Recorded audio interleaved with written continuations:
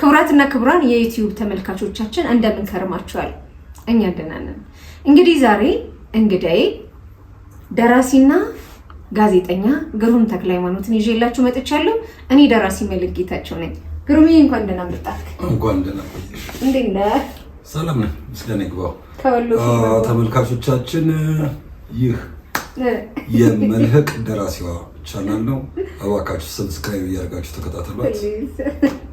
አመሰግናለሁ በጣም። ግሩም ረጅም ጊዜ ወደ ወሎ ሄደህ ነበረ ለፊልም ስራ አይደለም? አይ ዜግነት ልጠይቅ ነው። የእውነት ግን ነው? አግኝተህ ነው? ወሎና ወለየነት አይገኝም። እውነት ነው። ሰው ሲያድግ ወለየ ይሆናል ይባላል። እሱ አባባል እንደሱ አይደለም። ሎሬት ጸጋዬ ናቸው ዓለም ሲሰለጥን ወለየ ይሆናል። ለምን መሰለሽ? ተቻችሎ በፍቅር ይኖራል ማለት ነው። ሌላ አይደለም። ወለየ ሌላ ከለር ኑሮት አይደለም። ክርስቲያን ሙስሊም በነገራችን ላይ እዚህ ጋር ምናምን ነገር በጣም ብዙ ጊዜ ጥናት ስለወሎ አንድ መጽሐፍ እየጻፍኩ ነው። ወሎና ወለየነት የሚል መጽሐፍ አለኝ ነው። ሰርቼዋለሁ፣ ጨርሼዋለሁ። ድንገት ይኸኛው መጀመሪያ መጽሐፍ ይኸኛው ህትመታውን የገባው ቅደም ብዬ ነውና ወሎ ስከምን እሱን በጣም እያጠናከርኩት ነበረ። ሳይ ክርስቲያን፣ እስልምና፣ ዋቄ ፈታ ወይም ምንድነው አውሊያም ወይንም ደግሞ በሌላ ጠራር ዛር ምናምን ነገር ከራማ ሁሉም ፕሮቴስታንትም ሁሉም ተቻችሎ ተከባብሮ ምናምን የሚኖርበት ቦታ እዛ ጋር ነው። ሁለተኛ ደረጃ ወለየ በውበት ከሁሉም ሊበልጥ የቻለበት ነገሩ ትልቁ ነገር ምን እንደሆነ ታውቂያለሽ? ኢትዮጵያዊነት ነው። ለምንድን ነው ብትይ አርጎባ፣ አፋር፣ አገው፣ ትግሬ፣ አማራ፣ ኦሮሞ ስድስቱ ብሔር ያለበት ነው። ስድስቱ ብሔር አንቺ እኔ አፋር ነኝ ካልሽ ወሎ ውስጥ እያለሽ የወሎ አፋር እንጂ ወለየ አይደለሽ። አንቺ ኦሮሞ ነኝ ካልሽ የወሎ ኦሮሞ ትባያለሽ እንጂ ወለየ አይደለሽ። ወለየ ስድስቱ ብሔር ሲዋሃድ የሚፈጥረው ውበት ነው። ራሱ የፊት ገጽታቸው ውበቱ ራሱ የስድስቱ ብሔር ተዋህዶ አንዱ ካንዱ ዘር ሳይጠይቅ ተጋብቶ መኖሩ ለወለየነት ውበት የመልክ የጸዳል ውበት እንኳን ራሱ የወጣው ያ ነው ብያለሁ። በእርግጠኝነት ወለየ ውብ ነው። እና ወለየ ለመሆን ዜግነት ጠይቀን ጥገኝነት ጠይቀን ወለየ ሆነን ተመልሰናል። ያ በነገርክ ላይ አባቴ ድሬዳዋ ቢኖርም የአባቴ ዘሮች ወለዮች ናቸው። እና እኔ ቆንጆ የሆንኩት ወለየ ስለሆንኩ ነው። ቆንጆ ነኝ እንዴ? ካልሆንሽ መስታወትሽ እናድርግ። በአባቴ ያው ወሎ ነኝ፣ ግን የድሬዳዋ ነው ረዥም ዓመት የኖረው እና ያው በአባቴ ድሬዳዋ በእናቴ ሀረር ነኝ ነው የምለው። እኔ የተወለድኩት ሀረር ስለሆነ ኢትዮጵያዊ ነኝ። ሀረሬ እኮ ራሱ ቆንጆ። በነገራችን ላይ ይኸውልሽ የወሎን ውበት እንደነገርኩሽ ሀረር ድሬዳዋ ላይ ምናምን ውበቱ እዛም አፋሩም ኦሮሞም ሀረሬውም ሶማሌውም ሁሉም ተዋህዶ የሚኖርበት ነው። ጅማ እስቲ ሂጂ፣ ኮንታው ምኑ ጋምቤላው ኦሮሞ ሁሉም ተባብሮ የኖርበት ቦታ ነው። የሞንጎሊያንስ ፌስ ነው ያላቸው፣ ግን ውብ ናቸው በጣም። ወሎና ሀረር ብዙ አንድ የሚያደርጋቸው ነገር አለ ይባላል። ግልጽነታቸው፣ ይሄ ማጫጫስ መውደዳችን። የራሳችንን ከራማ እንጠራዋለን። ለዛ ነው የሚመሳሰላቸው። እያንዳንዳችን እኮ ስለተፋፈርንና ስላልተገላለጥን ነው እንጂ ማጫጫስ ቡና ሴሬሞኒ የምንወደው የራሳችንን ከራማ እያጠን ነው እንደሆነ እንዴት ረሳን? ስላልገለጽ ነው። በእስልምና ላይ ወልይ ይባላሉ እነዚህ አይነት ሰዎች እና አሁን ወሎ ስንሰራ የነበረው አበጋር ይላል ፊልሙ። በትልቅ የባህል እርቅ ነበረ። ወሎ ልክ ይሄ አሁን ኦሮሚያ ውስጥ ምናምን ነገር እንትን የጉማ እርቅ በጉማ የገዳ በኦሮሚያ የገዳ አሁን ተካሳው አንዳንድ የዚህ ደብረ ዘይት ምናምን ሲጠራሩ ሳይ መርማሪ ምናምን የሚለው አይሰራው። እዚህ ጋር እቃው ምን ይቀርብና እያንዳንዱን ቃል አለመጥራት ነው። ማይ ትባያለሽ ማለት ይሄዳል። ገባሽ? መርማራስ ወሎ ደግሞ ያየሁት እንደውም ከናካቴው እያንዳንዱ ወለየ የቤት ስራ ሊሰጠው የሚገባው የራሱን ባህል በዓለም አቀፍ የማይታዩ የዓለም አቀፍ ቅርሶች ባህሎች አሁን አባገዳ ጥምቀትን ሬቻን እንዳስመዘገብ ነው። ወሎ ውስጥ አበጋር ሊመዘገብ የሚገባው ትልቅ ባህል ነው። ነፍስ የገደለ ፖሊስ መርማሪ ምን አያስፈልግም። ይጠራል፣ ስርዓት ውስጥ ይገባል። ምርመራው ራሱ በሚያካሄዱበት ያካሄዳሉ፣ እርቅ ይፈጥራሉ፣ ደም መፋሰስ እንዳይቀጥል ያቆማሉ። አባገር ትልቅ ባህል ነውና አበጋር በንጉስ ተክለ ሃይማኖት በመራ ተክለ ሃይማኖት ጊዜ አካባቢው ላይ የጸጥታ የቀሪያ በነገራችን ላይ አረብኛ ነው። ቀሪያ ሳቅ ቀሪ ይባላል ደግሞ እዚህ ወሎ ውስጥ ግዕዙም ግን ያው ቀሪ አካባቢ ነውና የቀሪያ አስተዳደር ይባልና አበጋዝ ነበር ተብሎ የሚሾመው። ያ ነው የአካባቢውን ሰው እርቅ ምን እየፈጠሩ እስልምናውን መጣና የእስልምና አባቶች ወሎ ላይ ብዙ ትላልቅ ዑለማዎች አሉ። እነሱ ይሄንን ነገር ዲቨሎፕ አድርገውት አበጋር በጣም ስርዓት ያለው በስርዓት እንትን የሚል ድቤው ሲመታ ያለ ምክንያት አይመታም። አሁን እዚህ አንዳንድ ቦታ ላይ ድቤ የተመታ ምናምን ነገር ዝም ብሎ ወይ ሲለምኑም ድቤ ሲመታ እናያለን አይደል? ሲለምኑ ድቤ ሲመታ እናያለን። እና እዛ ጋር በምክንያት ነው የሚወጣው፣ ያለ ምክንያት አይወጣም። ነፍስ የገደለ ለማስታረቅ ነፍስ የገደለው ካደውን እንዲያምን የሚመታበት ሁኔታ አለ ምናምን ነገር ነው። ያንን በጣም ትልቅ ባጀት የነበረው እግዚአብሔር ይመስገን ላይ ፕሮዲውሰር ሆኜ ተውዬም ተውነህም እና የወሎን ባህል ፊልም ወጥቶ እንግዲህ ለማየት ያብቃን የኢትዮጵያ ሕዝቦች በሙሉ። በጣም ቆንጆ ፊልም ወሎ ላይ በደንብ ካልቸሩን የሚያሳይ እንግዲህ ተሰርቶልናል። ለማየት ያብቃን የእውነት። እኔ ግን ከሱም በላይ ከፊልሙም በላይ ደግሞ ምናምን ስለ ወሎና ወለየነት የጻፍኩትን መጽሐፍ ህትመት አድርሼው የወሎ ህዝብ ብቻ ሳይሆን የኢትዮጵያ ህዝብ ለመሰልሽ ወሎ የኢትዮጵያ 2/3 ታሪክ ወይንም 2/4 ግማሽ በግማሽ ታሪኳን የኢትዮጵያን ታሪክ ወሎ ላይ ነው የምታገኘው። የነ ንጉስ ዳዊት የዘር ሐረግ ከወሎ ይመዘዛል ብትባይ ታምኛለሽ? የእውነት ግን የሙሴ ያን ሁሉ የመጽሐፍ ቅዱስ እንትን መማር ሙሴ ከግብጽ ሸሽቶ ኢትዮጵያ ሲመጣ ወሎ ውስጥ ተቀምጦ ሲፕራን አግብቶ የሚሄድ ምናምን ታሪክ በሙሉ ወሎ ላይ ተቋጠረ።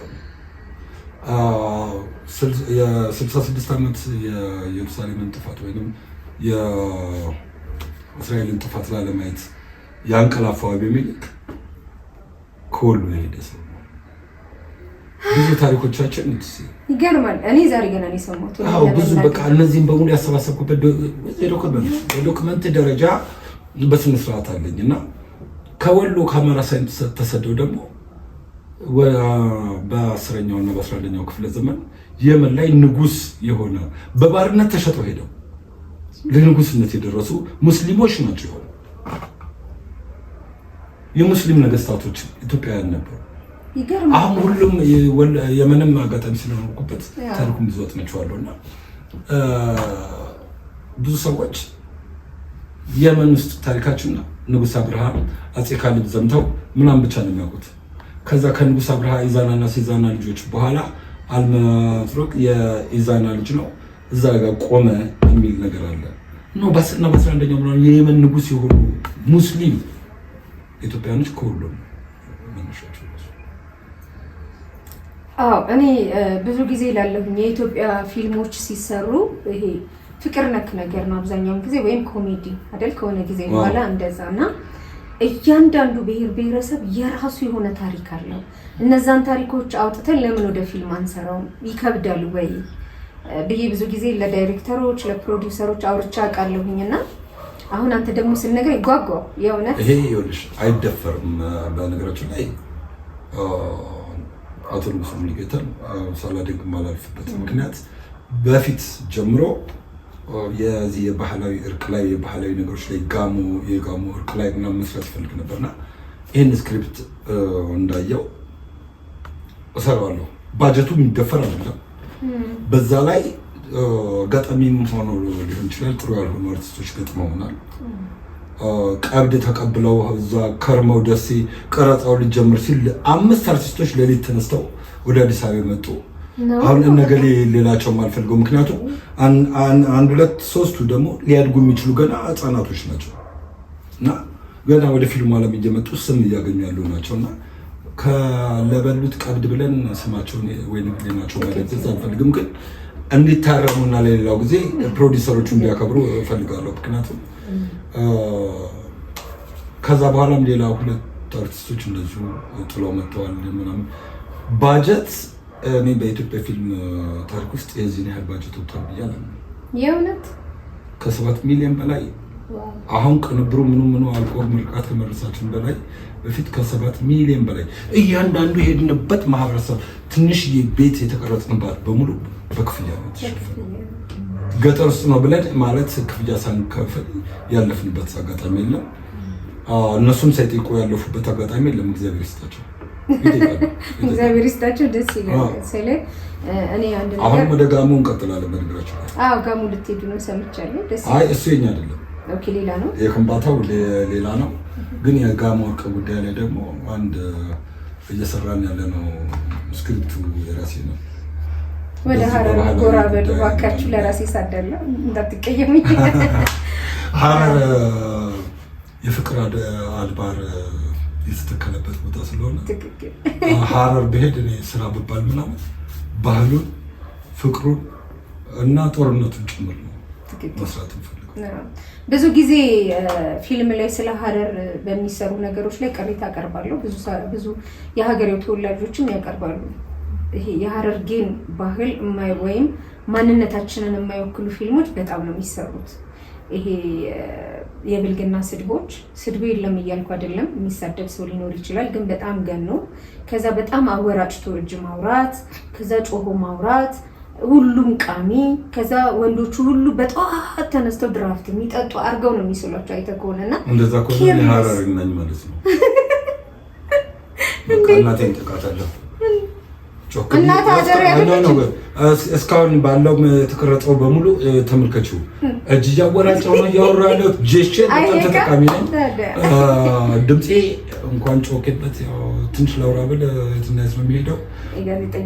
መቃሙን መጠጣቱንም እንግዲህ ምንን ሁሉም ስለማሟላ ሀረር ማለት ነው። ግን እነሱን ፊልሞችን ያልቃወማችሁ እናንተ የምትቃወሙበት መንገድ በሌላ ሊሆን ይችላል።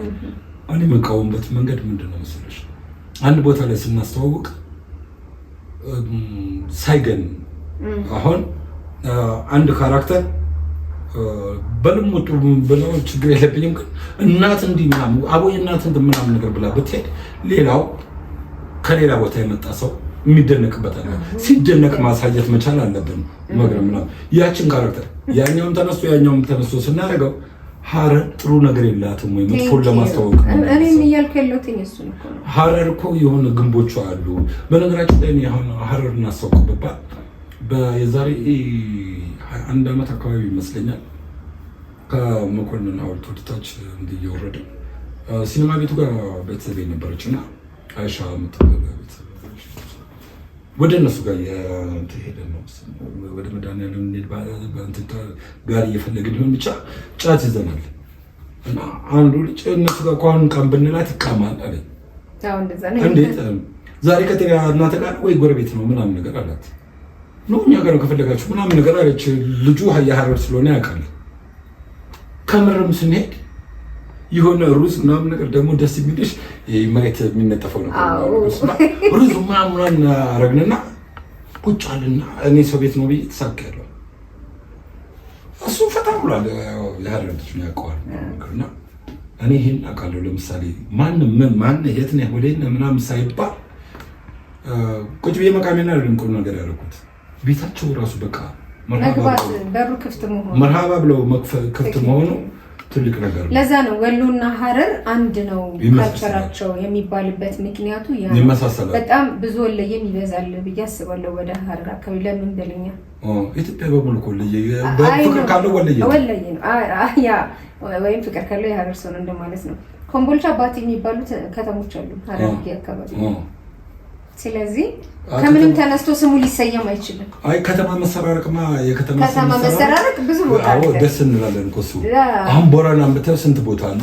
ትክክል። በነገራችን ላይ እንደው አንድ ጥያቄ ልጠይቅሽ።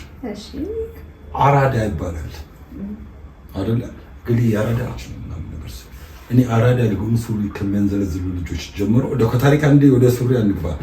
ከሚያንዘለዝሉ ጀምሮ አራዳ ምንድን ነው ራሱ? አራዳ እዚህ ጋር ያለው ወይም አዲስ አበባ እዚህ 4 ኪሎ ሜትር ጊዮርጊስ ጋር ያለውን እንወስዳለን። ደሴ ስንሄድ አራዳ አለ። ሌላው ቦታ ስንሄድ አራዳ አለ። ጅማም አራዳ አለ። ከየት ተነሳ አራዳ? አንኮበር ቤተ መንግስቱ ዙሪያ ላይ አራዳ አለ። ፊት በር አለ። ሰራተኛ ሰፈር አለ። እነዚህም በሙሉ አጼ ሚኒሊክ ወደ አዲስ አበባ ሲመጡ ደህና ነገር ይዘው የመጡ ይመስል ስም በሙሉ ይዘው ነው የመጡት። አይ መጥፎ ነገር አላመጡም። መጥፎ ነገር ነው ማለት አይደለም። ስሙንም ሰጥተው ይዘውታል እንጂ የእሳቸው ብቻ መሰደድ ሳይሆን አብሯቸው ስሙ እንዲሰደድ አድርገዋል። እና መወራረሱ አለ። ግን ስትል አንድ ነገር ማንሳት ትፈልጋለሁ። ስደት ላይ በጣም ጥልቅ እውቀት አለ። ይሄኛውን በፓርት 2 ነው የምለቅላችሁ።